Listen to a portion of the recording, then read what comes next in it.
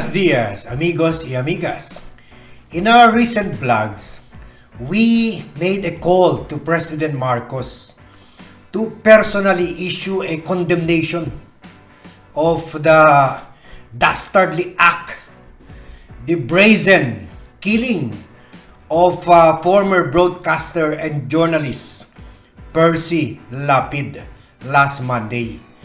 We said in our past vlogs that the killing is not just a local issue, but it is an international issue. And I thank many of you from all over the world who confirmed to me that everywhere in Belgium, in Spain, in Guam, in the US, Hawaii, Switzerland, Canada, everywhere you read or watched the report from foreign news regarding the killing of Percy Lapid.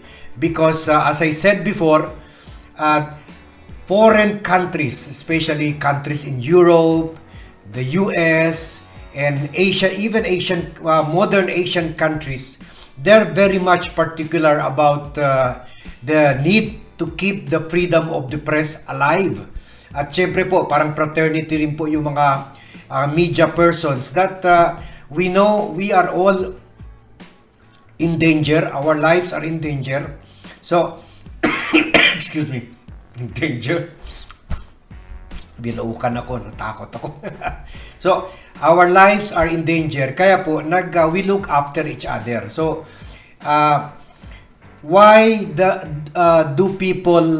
do journalists report about media killing? Because to them, it is not just the killing of a journalist that matters, but the killing of freedom of speech, the freedom of free press. That is what is at stake, or that is what people are killing when they are killing a journalist. So, ganun po si Percy na former DWIC or was a DWIC reporter at saka sumusulat sa radyo. The same rin po sa kay Vlogcaster na dating Inquirer reporter and columnist, and also po a contributing columnist of the Manila Times, Manila Bulletin, the Philippine Star. So sabi nga nila po, once a media is always a media.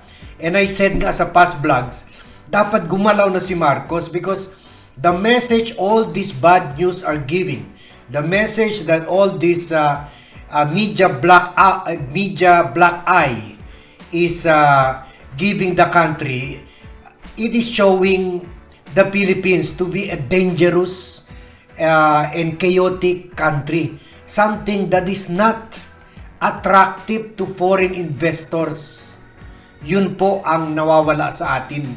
The same way that bumagsak po talaga yung ekonomiya ng Pilipinas because foreign investors and foreign investments run away from the Philippines and they never return until lately lang when martial law was declared in the Philippines, and when they heard that people were being killed left and right dito under the Marcos senior regime.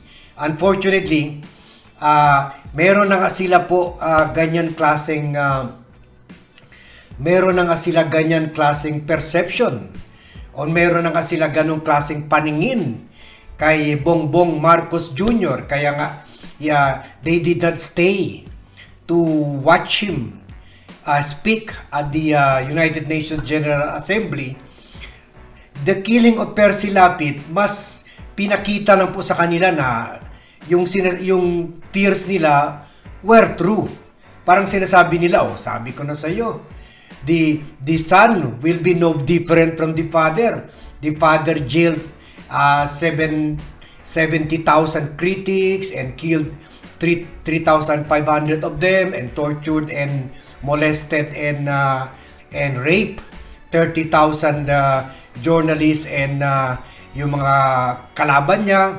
So they are now saying it is happening all over again. Just like many of you are saying that it is martial law of Marcos Sr. all over again. So, sabi ko, the best way for Marcos to show that this is not so, I am different from my father, is to come up with a very strong condemnation like past Philippine presidents did. Pero sadly po, wala.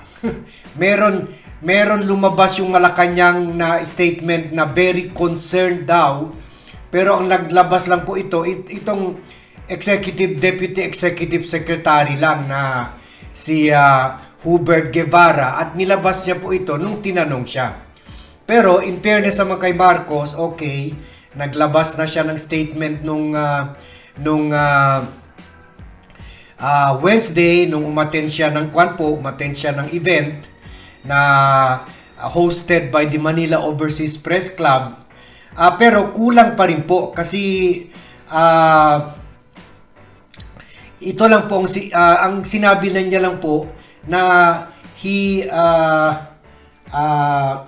respects press freedom and he will ensure the protection of media people. Sabi pa niya, under my lead, we will support and protect the rights of the press as they efficiently perform their duty. So kulang po, walang actual condemnation. And dagdag pa niya, whatever difficulties we may encounter, from this point on, the government will always be ready to lend an ear and listen to your concerns and answer to all that you may want. Pero kulang po ito because he's just ensuring protection of journalists, but he is not actually condemning the killing of Percy Lapid.